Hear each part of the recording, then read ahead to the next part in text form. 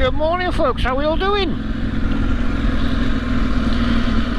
Yep, we're just going into M&P's in Cardiff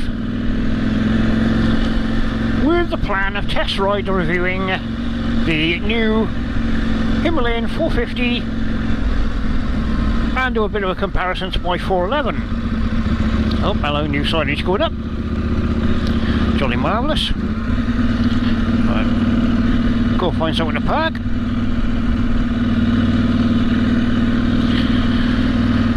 Right folks, how my reviews work. I come down to the shop and M&P's very kindly allow me to go out on their bikes, take them for a demo ride, test ride review, call it what you will. Exactly the same as you guys would do if you come down and do a demo ride. I then formulate an opinion of that bike on what I think of it and how I feel riding it, and then I put that on the video. As I said, they're my opinions, my views, etc. Not necessarily fact. The only facts I put up are the specifications of the vehicle, which I've gleaned either off the internet or from the shop themselves. So any details of that, please do double check them yourselves, especially the prices, because prices change. I'll put up what the price is at the time of filming, up to you to check it. Okay, right, the other thing I will make clear for sake of full disclosure, Mrs. Grumps does work for M&P's the company, but that has no bearing whatsoever on what I say or don't say concerning the bikes. It is because she works here that I get to do this, but that's beside the point. So, right, well I'm off ski to go and sort out the paperwork and everything and arrange to take the bike out. I shall come back to you when we're on the bike. Doodles!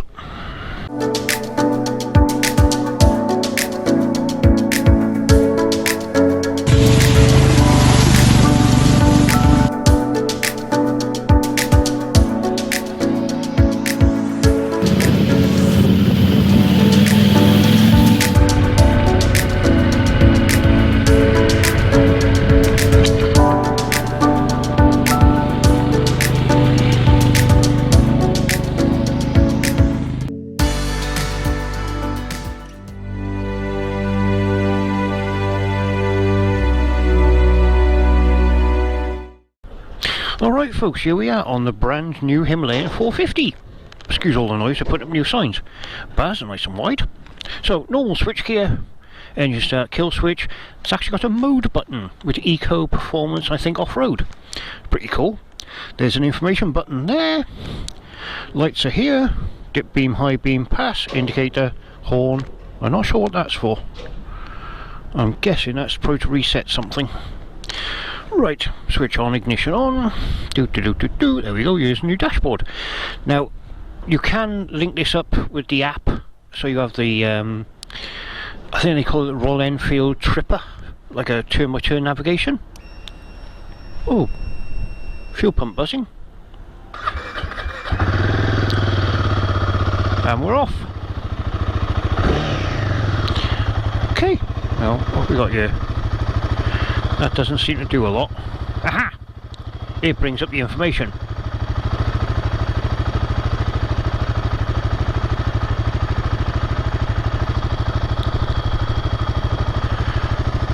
No store warnings. Aha! That's for information's sake. There we go. Clutch is quite light. Brake feels good. Ooh, long feed on the clutch. Pegs are quite high.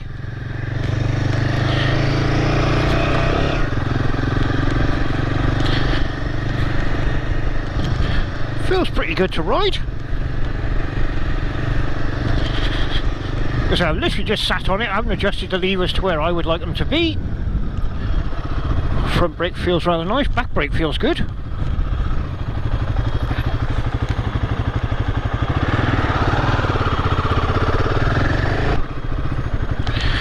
Now I must admit, the front brake feels good, the back brake is very, very sharp and very powerful, I like that. Okay, as you can see, speedometer and gear indicator, odometer, fuel gauge, rev counter. I'm presuming this bit is where you would have your tripper sat-nav setup. Quickly cycle through the modes. Right, we've got performance with ABS on.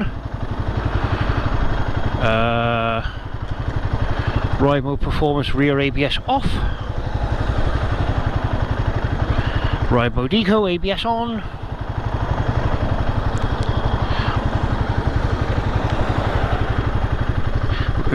And the same ABS off.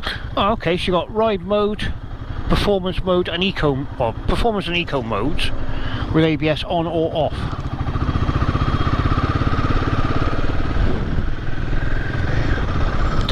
That clutch is an awfully long way out for me. I suppose I'll get used to it.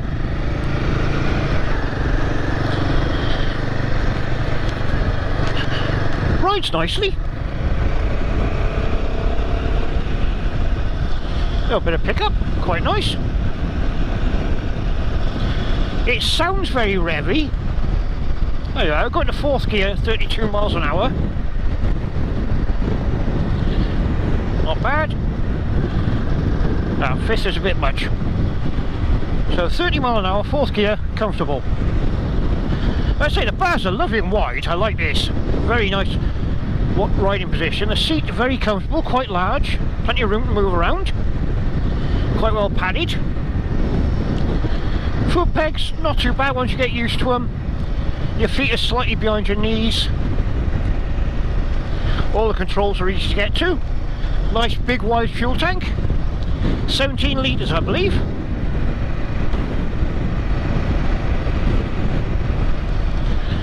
Right. Oh, that pulled well.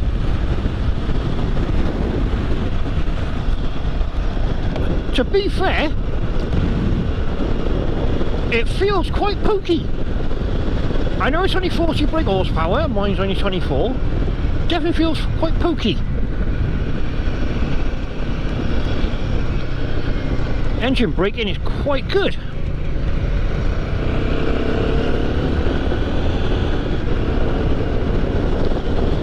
Gear change is nice and smooth and positive. I get a lot of wind noise on the helmet of that tiny little screen. Yeah, if I ride my visor open, the wind blasts straight into my eyes. Definitely need a better screen.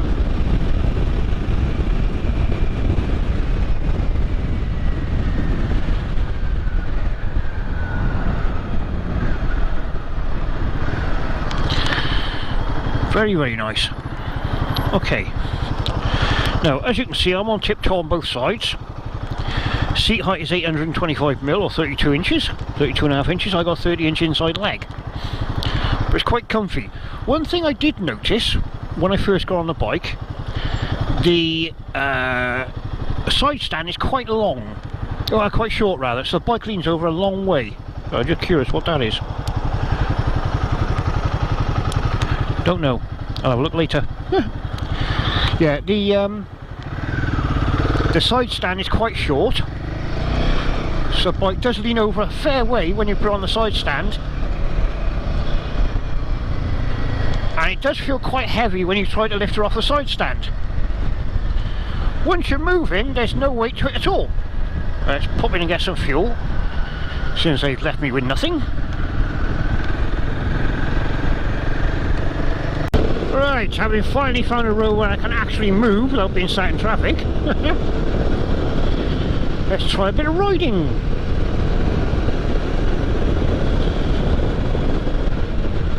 I have noticed that the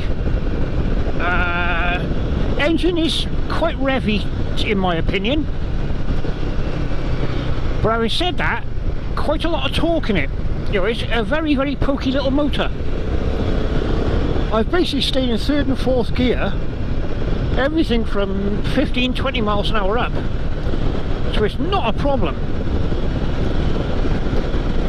Great bike for back roads like this, much like my Himalayan.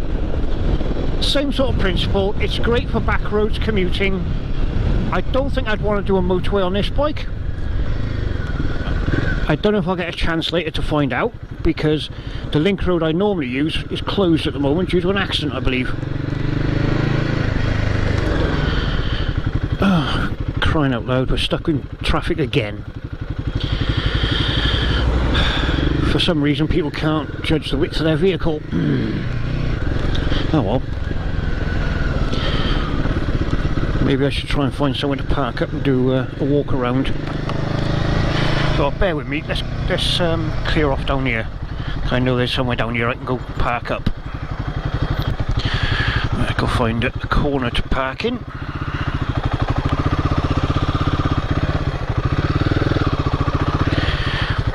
Yeah, see, it's a bit too revvy for my liking. I want to be able to chug more on tight corners like that and going up a hill, but it seems a little bit too revvy for that. Okay, we're here.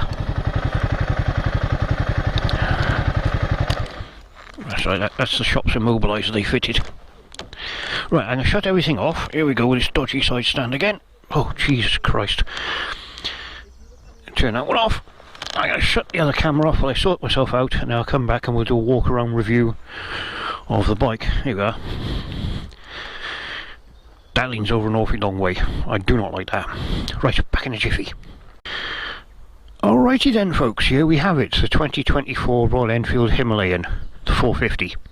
Liquid cooled, single cylinder, 450cc or 452cc engine, which produces 40 brake horsepower and 40 newton meters of torque.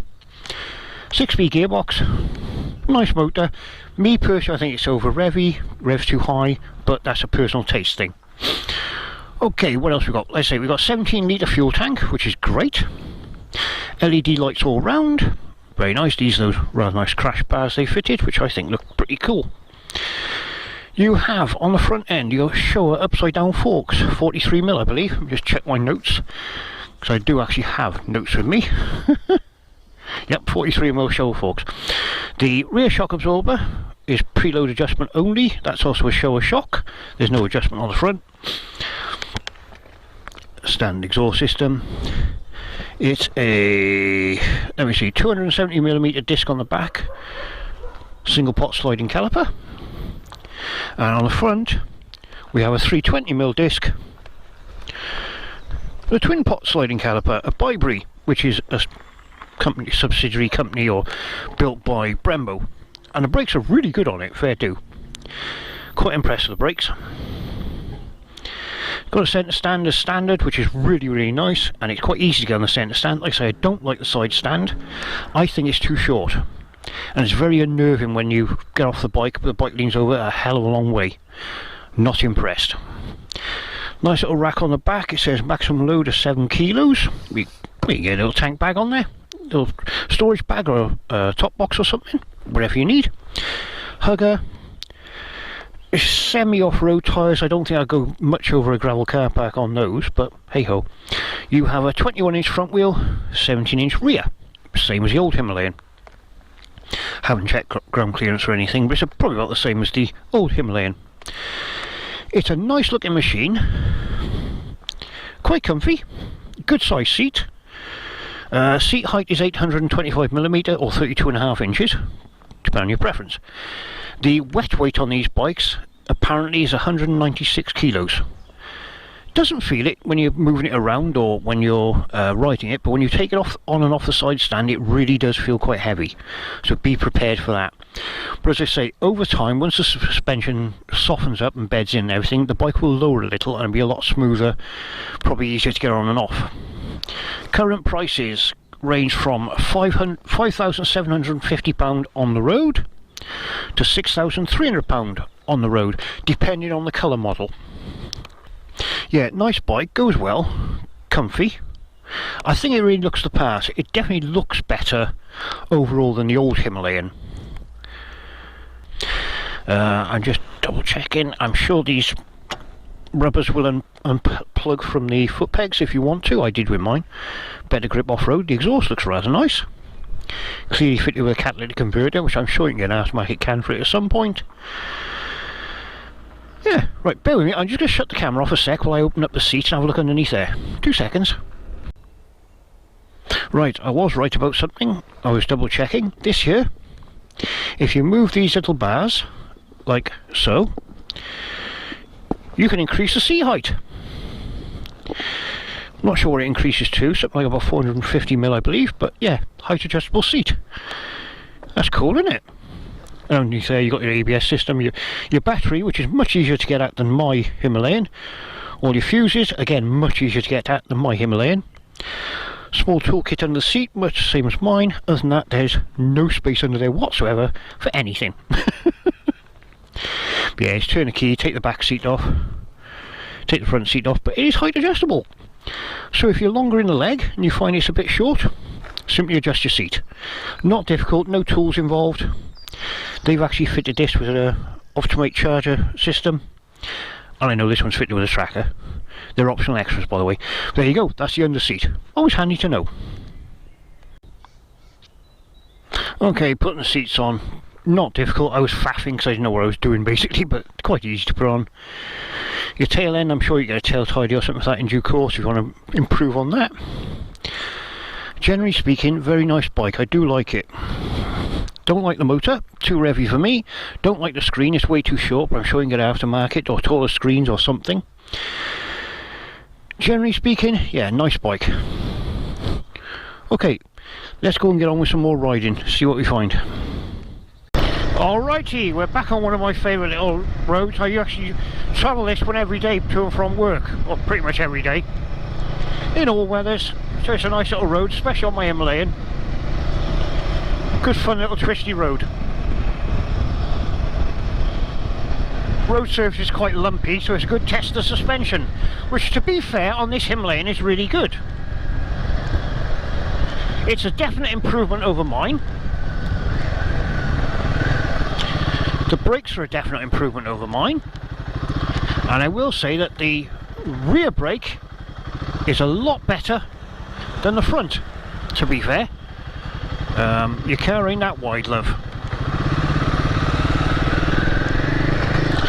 Okay.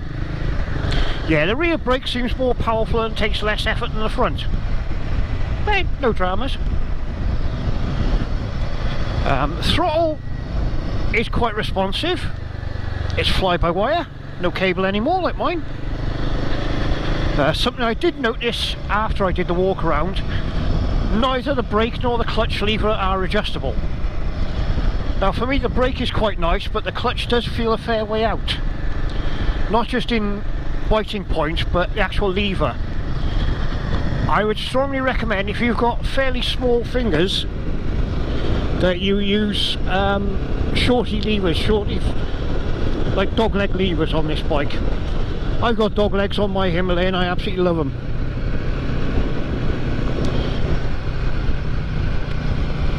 Oh, that's lovely handling around there. Not very quick, I know, but I know this road. I know the chance of meeting a horse or a tractor coming around the corner quite common, so you can't really go that quick through here. Yeah, lovely. Really nice. Cracking little bike. Yeah, I'm in 5th gear, 38 miles an hour, no problem. Drop it down to 4th for the bend. Oh, I have to go down to 3rd again because we're going so slow. 20 mile an hour in 3rd, no issue. Great if you live in Wales with all that stupid 20 mile limits everywhere. The motor is lovely.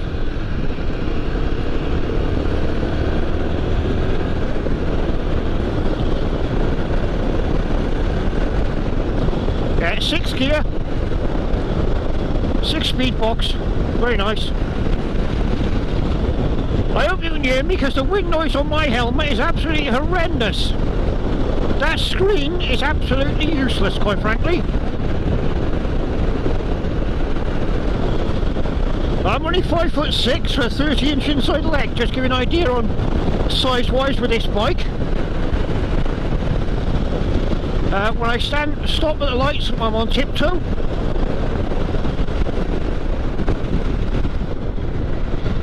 I did try standing up when I left the place I stopped to a walk around, and for me the ergonomics stood up were absolutely brilliant. Foot pegs, handlebars, everything in just the right place and just the right height for me. Like I say, you might find different.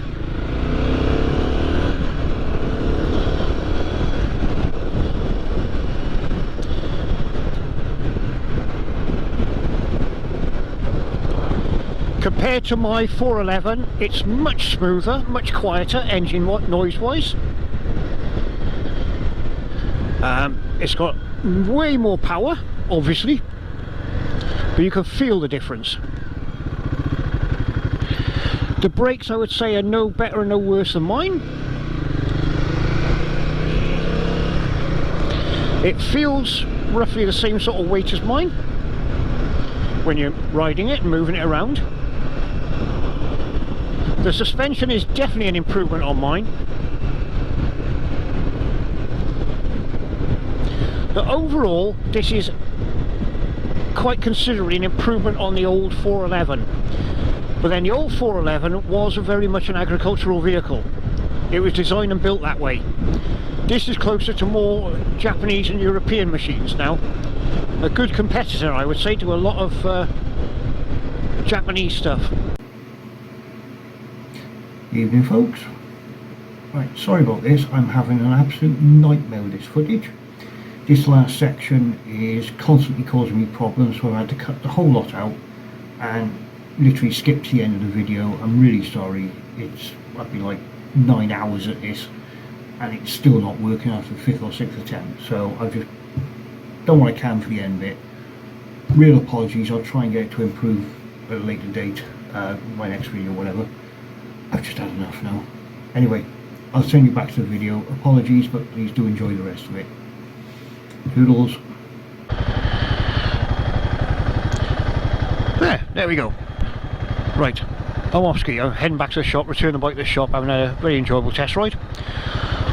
I will, of course, as always, say, please folks, whatever you're doing, be safe, ride safe and have fun. And of course, the statutory, just keep Mrs. Grumps happy. Doodles! Right, back to the shop, moaning some I had to put fuel in the blade.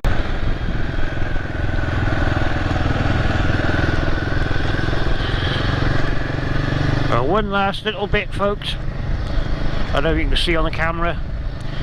The trip meter is telling me I've been getting 78.2 miles to the gallon. Perfectly acceptable. Right, folks, one last bit. Part I didn't manage to put in the video because of the issues with the editing and corrupted files and God only knows what. Right, the 450 Himalayan. In my opinion, general summary, it's a really good bike. It's a definite improvement on the old one in many ways. It's got more power, it's more comfortable, the brakes are maybe slightly better, suspension's definitely better. Handling, yeah, probably about the same. It is overall a better bike. Now, I've obviously not taken it off-road because it was a demo bike. Not sure how it would perform off-road. Apparently the servicing is now 6,000 miles, which is fine if you're mostly doing road work. If you're going off-road regularly, I would recommend you service it more often. However, servicing is more difficult than the older bike because the air filter is now hidden up under the fuel tank and the valve clearances are no longer a lock, nut and screw, they're bucket and shim. So a lot more work to service it, unfortunately, but longer service intervals, so most people it won't affect them. I really like the looks of it. It really is a nice bike. It's a nice seating position. It's comfy, it's got the right amount of power, I think, for the bike that it is. The downsides, the side stand is way too short, the bike leans over far too far, and it's really heavy to lift off the side stand. Obviously, if you park on an off-camber piece of road, it's going to lean over even further, which is worrying. I don't like the screen on it. As far as I'm concerned, it's an absolute pile of pants. It's completely useless. You'd need to fit the taller screen to start with. The other issue, as I mentioned a few times in the video, I find it very revvy when you pull away, and if you're trying to do very slow speed manoeuvres, you have to rev the bike higher and slip the clutch more than you ever did on the old Himalayan. So given the choice, I actually prefer the old Himalayan. Which answers the question, would I buy one? Would I buy the new 450 Himalayan? Well, honestly, no, I wouldn't. It doesn't do anything for me that my Himalayan can't do.